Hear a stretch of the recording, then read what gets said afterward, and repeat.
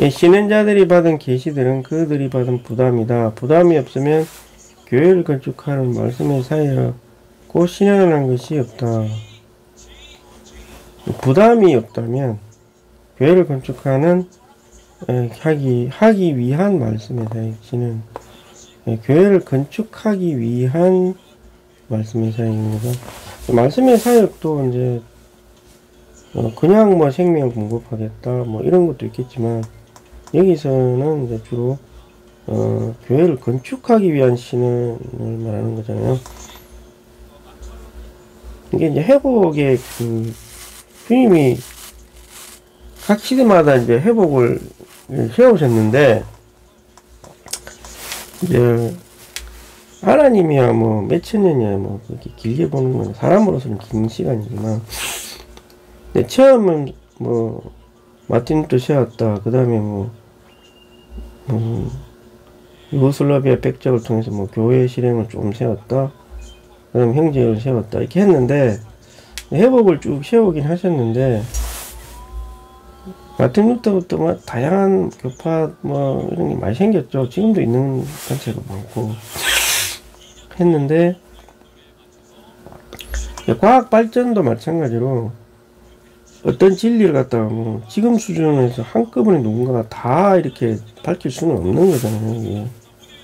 예, 그리고 다음 세대 하면서 점점 발전이 돼서 오늘의 형태가 갖춰지는 것처럼 이 진리에 대한 인식이라든가 그 다음에 이 진리를 인식하에서 생기는 교회 생활, 또 실제 삶의 모습, 생명의 체험, 진리 밑에 이제 생명의 체험이 나오겠죠.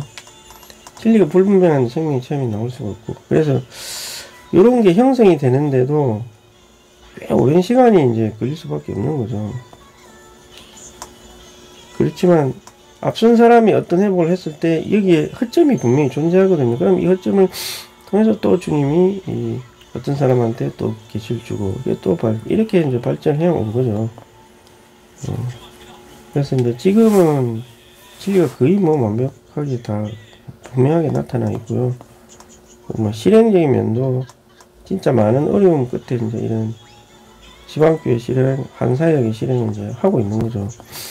여기까지 오는데 진짜 오랜 시간이 걸렸고, 여기에서 또 사탄이 이거를 없애려고 많은 배역 같은 것도 일으키고 뭐 했죠. 야심 가진 사람들 이런 걸 통해서. 그래서 이제 회복이 이제 존재하는 거는 뭐 계속 제가 가끔씩 말씀드리지만 하나님의 분배에 모순점을 없애는 거라고 볼 수 있습니다. 영원 안에 있는 실제 새 예루살렘이 그대로 땅에 그대로 이렇게 전달이 돼요. 그래야 주님이 오실 재림이 될 수 있는 거예요. 이 상태에서 끝까지 복음이 전파되는 거죠.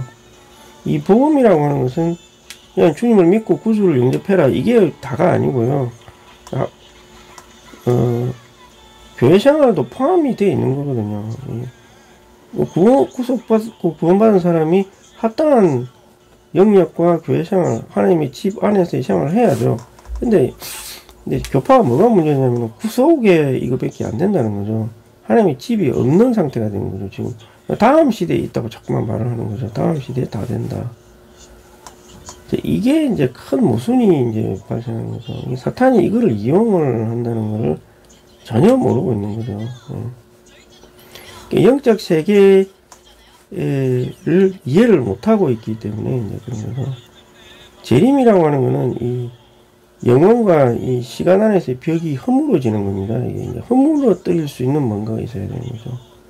허물어뜨리려면 영혼의 실제뿐만 아니라 외형 틀까지 다 똑같은 어떤 복사판 같은 게 있어야 돼. 그래야 이 분배가 남김없이 다 이렇게 전달이 돼가지고 이게 깨질 수 있는 거죠. 이게 이 붕괴의 벽이.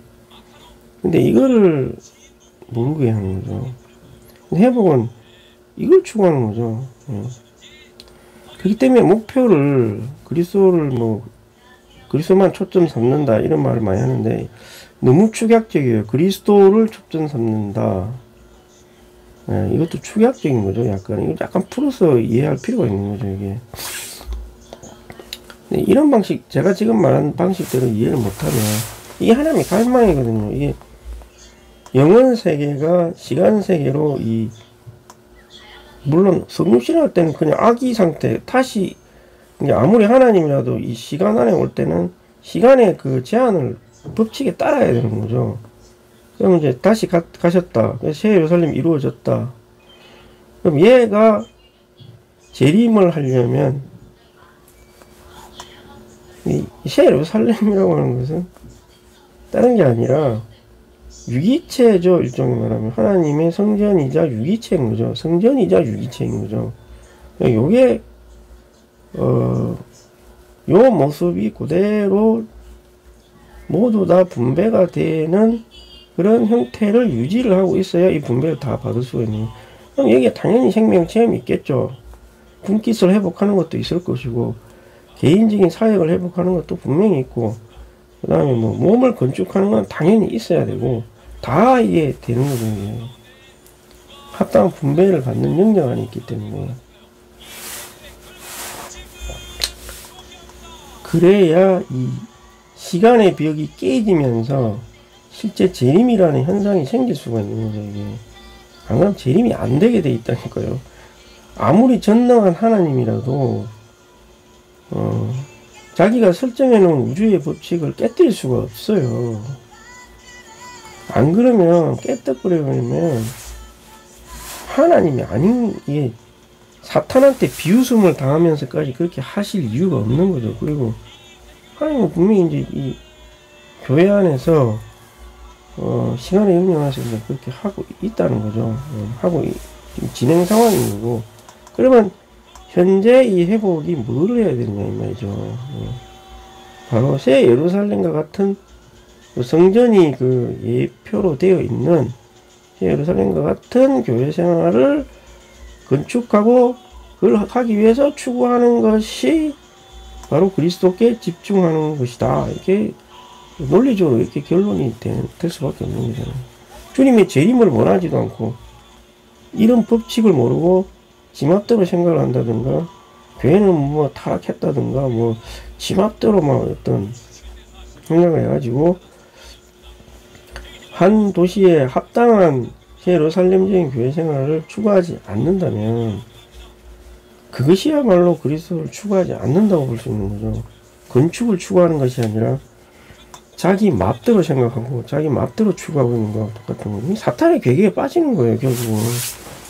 결국 말하자면 사탄의 괴계에 빠지는 거예요. 일종의 전쟁에서 제일 중요한 것은 속임수에 걸려들, 이 영적인 전쟁은 내가 봤을 때는 그거더라고. 속임수에 걸려들지 않은 건 거의 반은 승리한 거예요, 진짜. 근데 속임수에 걸려들면 거의 100% 패배입니다, 이거는. 거의 100%입니다. 이건 도저히 이길 수가 없어요. 굉장히 헤매다가 끝나는 겁니다. 하나님을, 최고도의 그 괴계가 뭐냐면, 하나님의 딜레마를 이용하는 거예요. 예, 내가 봤을 때는. 딜레마. 뭐냐면은, 이런 원칙에 따라서 행동하지 않는 백성을, 이걸 원칙을 무시하게끔, 혹은 진리를 잘못 이해하게끔 해가지고 엉뚱한 길을 추구하게 하면, 하나님 이 사람을 사랑하지만 징계를 하지 않을 수 없고, 분배를 하고 싶지만 제한을 받을 수밖에 없는. 그래서 몸이 절대 건축될 수 없는 거죠. 이 시대 안에서는. 진짜 다음 시대에 가서는 징계받고 되겠죠. 근데 다음 시대가 지금 중요한 게 아니라니까요. 지금 이 시대가 중요한 거라니까요. 이게 전쟁이에요, 전쟁. 속임수에 걸려드는 순간부터 끝장인 거예요, 그냥. 바로 패배예요, 그거는. 일생이 패배라니까요. 어떤 일을 해도 다 패배야, 그냥. 자기 나름대로는 뭘 하면서 은혜가 약간 있을 수는 있죠. 근데 항상 허전하고 공허하고 또 심지어 뭐 인수도 많고 교회도 막 세울 수도 있어요. 교파에서 뭐 큰 교회도 세워. 사탄의 장난에 다 놀아나는 겁니다, 이게. 자, 그래서 회복에 있어야 할 진정한 의미는 바로 이 교회를 건축하는 겁니다. 교회를 건축하는 것을 추구해 나가지 않으면 패배하는 겁니다. 제로 아니면 1이지 뭐 중간은 없어요. 이건 잘 이해를 하고 정말 제가 볼 때는